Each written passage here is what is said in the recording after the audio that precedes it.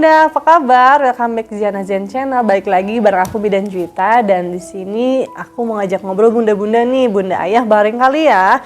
Bunda ayah di sini gimana? Pernah dengar nggak yang namanya CTG? CTG itu adalah kardiotokografi.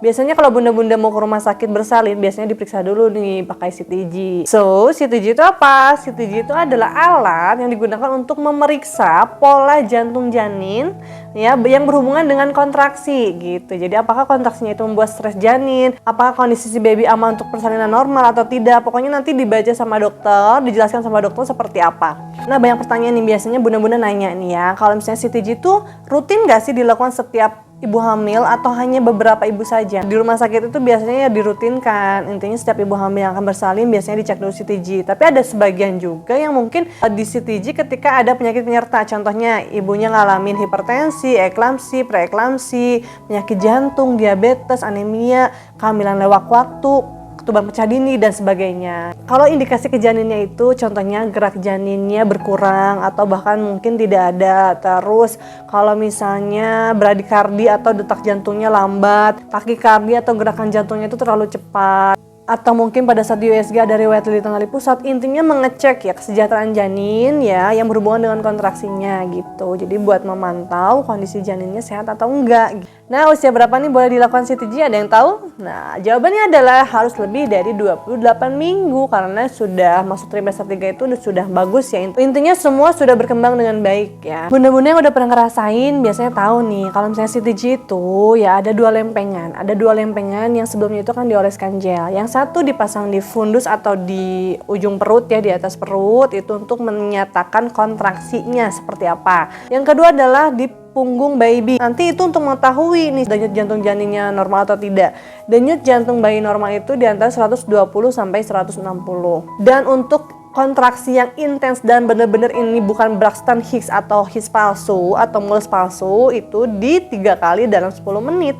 Nah, untuk lebih jelasnya kita lihat bagaimana cara pemasangannya dan bagaimana cara membacanya. Saya juga kan sebagai bidan ya nggak terlalu belajar banget sih untuk hal ini, tapi saya mempelajari dan saya konsultasi tanya-tanya dokter kandungan. Jadi alhamdulillah semoga dari penjelasan ini bunda-bunda tahu bisa menginterpretasikan ya CTG itu seperti apa. Oke?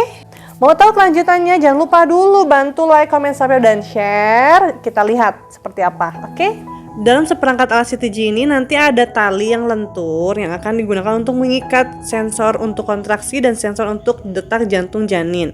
Dipasangnya itu nanti ke arah belakang perut bunda. Seperti ini tampilannya bunda-bunda ya. Intinya harus pas antara punktu maksimumnya, antara fundusnya. Yang pasti harus memberikan kenyamanan untuk si pasien, jangan terlalu kencang juga dan jangan terlalu kendor juga. Untuk teman sejawat yang baru pasang CTG, hati-hati ya, jangan sampai salah pasang karena beda antara untuk kontraksi dan untuk detak jantung janin. Kalau untuk kontraksi biasanya lempengannya itu ada lingkaran di tengahnya. Kalau misalnya untuk yang detak jantung janin biasanya polos. Jangan lupa sebelum pasang pakai jelly dulu ya.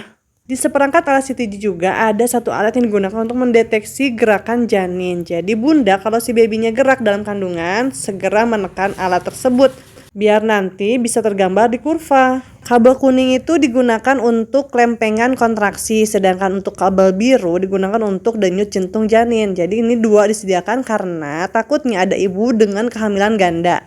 Dan itu adalah tombol on off-nya. Bunda-bunda gimana? Paham kan? Nah, nanti akan di-print hasil dari CTG-nya. Tombol-tombol ini banyak fungsinya. Ada untuk nge-print, ada untuk menaikkan volume, menurunkan volume, dan masih banyak lagi. Bunda bisa lihat di panduan alatnya ya. Nah, ini nih tampilan monitornya seperti ini. Jadi di atas itu adalah denyut jantung janinnya, di bawahnya itu ada gerakan janinnya, dan di bawahnya lagi yang garis biru itu kurva itu adalah mulusnya atau kontraksinya. Gimana bunda, sedikit terbayangkan kan? Nah, ini tampilan untuk gelnya. Biasanya gel ini digunakan untuk CTG. Gelnya itu dipasangkan di lempengan kontraksi dan di lempengan denyut jantung janin.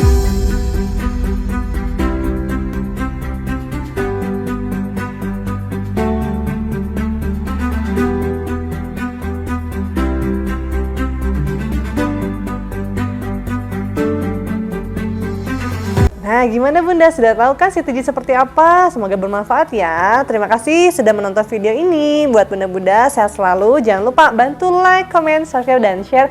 Tunggu video baru selanjutnya. Bye-bye. Assalamualaikum.